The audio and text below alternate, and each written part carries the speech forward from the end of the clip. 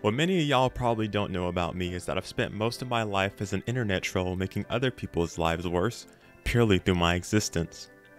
And because I've spent so much time like this, I feel I have carte blanche on calling out Emmett for being even worse than I am.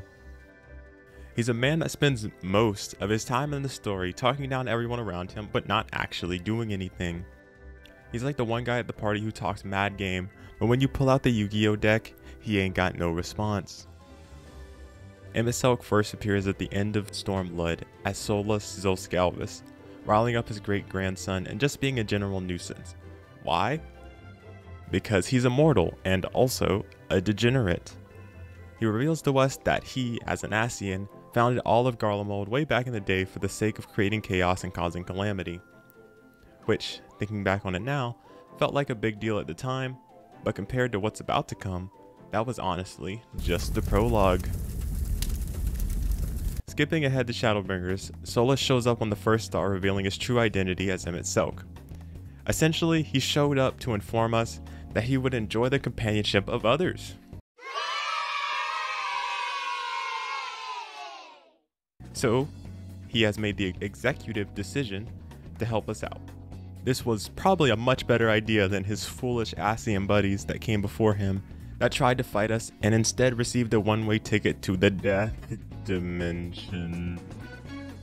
Eventually, he kind of sort of begins to grow on you, and you think that he's probably a good person and he has nothing but the best intentions for you and your merry band. According to him, he really had no intentions of betraying us, and he was content just being an observer. Which, he does end up doing a few cool things. For one, he ends up bringing Estrella back from the dead. Though he lost massive respect from me when he put clothes on her again. He just snapped clothes back on her? Why would you ever do that? Why would you do that, you fool? Second, he gives us a history lecture explaining how, in the past, Zodiark was summoned much like a primal through the will of a suffering people. Not too long after saving these people, however, those same people he just saved summoned another primal called Hydaelyn. After her summoning, she immediately took it upon herself to take Zodiark to Pound Town. This battle split Zodiark and the world itself into 14 shards, and this had some slight effects on people's day-to-day, and that everyone born of these 14 shards was no longer an eternal being like they used to be. You could even say everyone born of one of these 14 shards is 1/14 the man they used to be. And the last cool thing he does for us is cry. Because how funny is it to see an Ascian cry? What? You thought ancient beings like us incapable of crying? Emet Selch is crying right now. I thought he was supposed to be some kind of super life form or something. Literally crying like a baby. Now this guy sounds pretty cool, right? Internet troll, teacher, crybaby. Look, he's got it all. He's the perfect man. Or at least that's what I originally thought until we made one small misstep.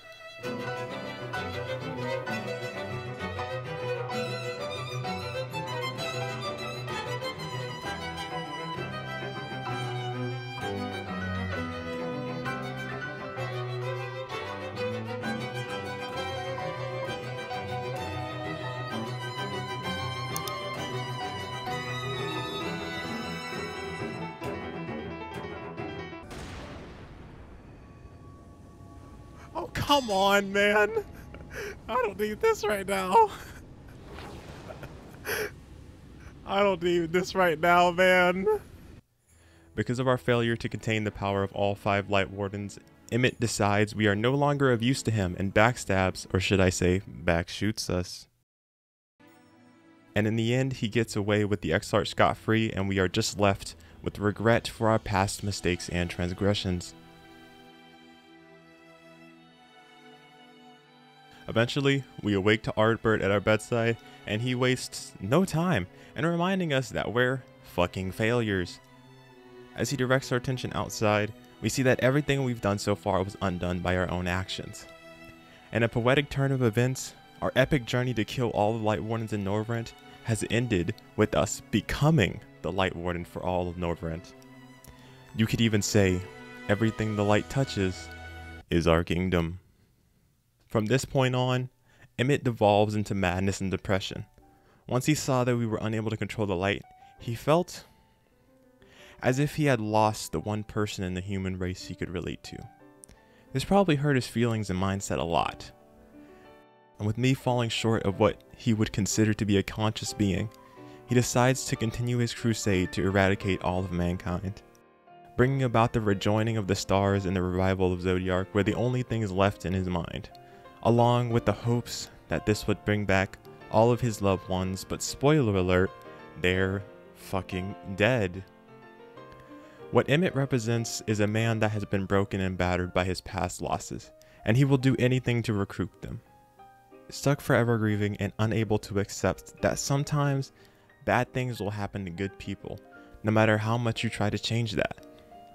Ultimately, Emmett shows us how important it is that we live a life where we connect to the people around us and enjoy the time that they are here with us.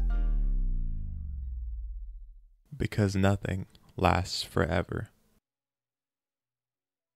And once that time comes to an end, whether it's moving to a new school and leaving our friends behind, the loss of a loved one, or the end to a chapter of our life, we have to grieve and eventually let go, lest madness and depression consume us like it did this poor soul.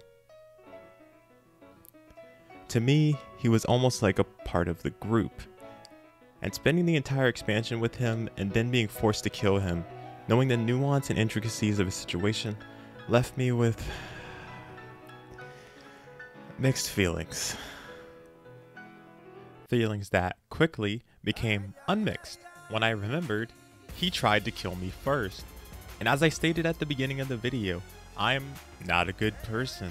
So, being the horrible person that I am, I clapped back at his suffering with an equally nuanced and intricate response. Remember us.